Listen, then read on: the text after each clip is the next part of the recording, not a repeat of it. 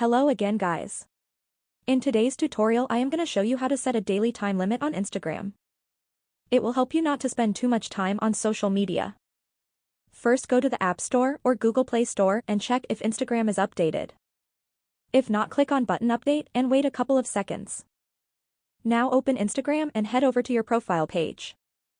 In the top right corner click on hamburger menu. List of options will show up. Find an option called your activity. Click on it. New window will show up. Click on the first option called time spent. Now you can see average screen time. There is an option to choose a day and see how much time you spend on Instagram. Click on a certain day and hold it so you can see. Let's set a daily time limit. Click on option set daily time limit. And choose a preferred time. I will choose 30 minutes. Now after 30 minutes spent on Instagram, I will be notified. So I can take a break.